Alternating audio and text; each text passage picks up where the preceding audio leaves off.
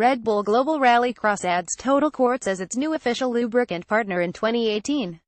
Total and Red Bull have partnered before in FIA World Rally Championship competitions. See above. See below for more on this Red Bull GRC partnership. Red Bull Global Rallycross and Total Specialties USA, Inc., Total SA's U.S. marketing affiliate, have announced a multi-year agreement that will see Total become the official lubricant partner of Red Bull GRC.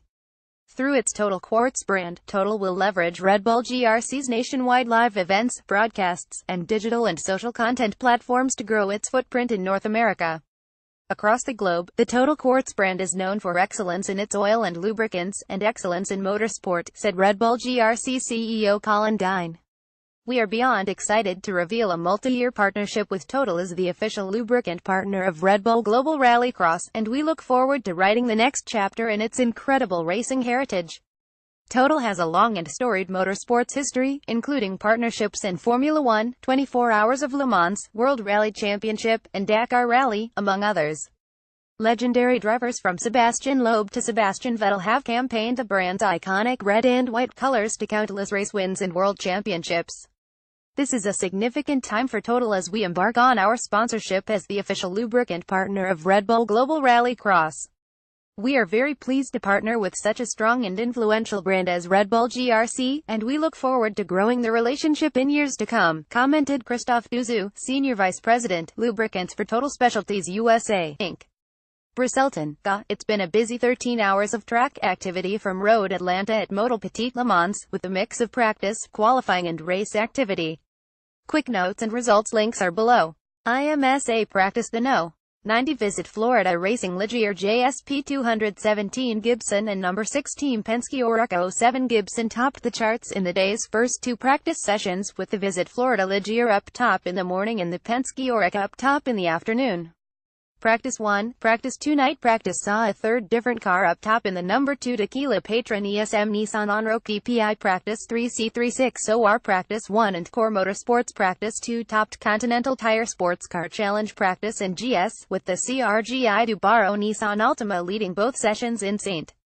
Races in the first of two Prototype Challenge races. Winners were Kenton Coquel MB3 and Kyle Masson MPC this afternoon. Results: Jake Eidson, the series champion and Haywood Scholarship recipient, won the first of two Porsche GT3 Cup races. Results: Notes: in night practice, the 9 GT Le Mans cars all eclipsed last year's best race lap. The top three cars were all under last year's pole time, and from first number 25 BMW Team RLL BMW M6 GTLM 117.818 to 9th No 911 Porsche 911 of RSR 118.508 were covered by a marginal 0.690 of a second. Both Christina Nielsen and Catherine Legge, who have been podium regulars this year in the GT Daytona class, are among the free agent list of drivers among those working to figure out what they're doing next year after this weekend. Nielsen is poised to wrap her second straight GTD title with Scuderia Casa this weekend, with co-driver Alessandra Balzan in the team's Ferrari 488 GT3, and the soon-to-be two-time defending champions are free agents. Legge, meanwhile, has won twice this year, co-driving with Andy Lally in the No. 93 Michael Shank Racing Acura NSX GT3, and would be an asset to any GT or prototype team given her extensive experience in both categories. Besides the champion-select, there's a general indication within the paddock that a number of drivers in the GTD class are free agents for next year. Little is set yet in the class, which could see a car count reduction from the 15 usual full-time entries this season. Riley Motorsports seeks to return to running two of the same GTD cars in 2018, after a mid-season switch by the Cooper McNeil and Gunnar Jeanette pairing from a Mercedes AMG GT3 to a Porsche 911 GT3. Juan Pablo Montoya has shifted from testing the new 2018 Dallara Universal Aero Kit IndyCar to the Oreca 07 Gibson this week. Having driven both the Oreca and the Acura ARX-05 at Road Atlanta thus far, Montoya told NBC Sports that the Oreca compares favorably and seems better suited to this track. As for the Acura, Montoya noted it's different being a purpose-built manufacturer prototype versus a customer car, which can be acquired for Pro-Am lineups. The presentation Team Penske has displayed this weekend is markedly different from every other team in the paddock. The Penske crew, which could be seen cleaning and shining the car as night practice was still ongoing, had pit signs that separated its pit location from the walkway behind it, as the only team in the field with this type of barrier. These are common in Verizon IndyCar Series pit lanes, but not in IMSA.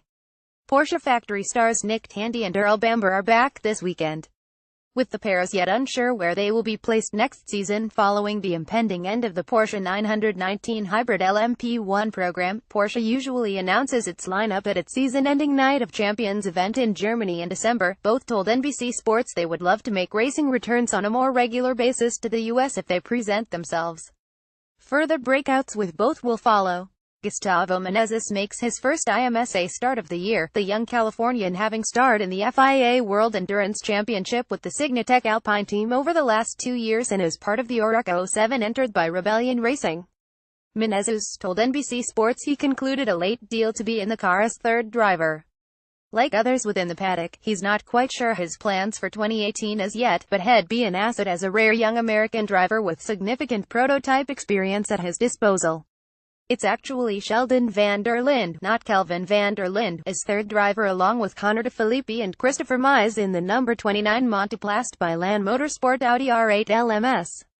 The younger van der Linde, Sheldon, is a silver-rated driver while the older one, Kelvin, is not, and therefore would disqualify the car per the regulations as 2 silver or bronze-rated drivers are needed in a 3-driver lineup. Kyle Masson Mazda Prototype Challenge, MPC Class and Trent Hindman Continental Tire Sports Car Challenge, GS Class are bouncing between the WeatherTech Championship paddock and another series this weekend.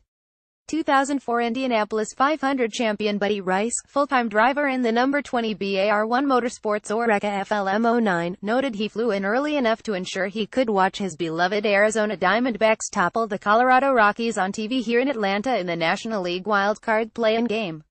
John Fall makes his first IMSA PC start since the Rolex 24 at Daytona in the class finale, third driver in the number 26 BAR1 Motorsports Oreca FLM09 alongside Garrett Grist and Tommy Drisey. Grist, the young Canadian, makes his third PC start of the year. Sebring, Canadian Tire Motorsport Park. More to follow tomorrow. Follow at Tony DeZino.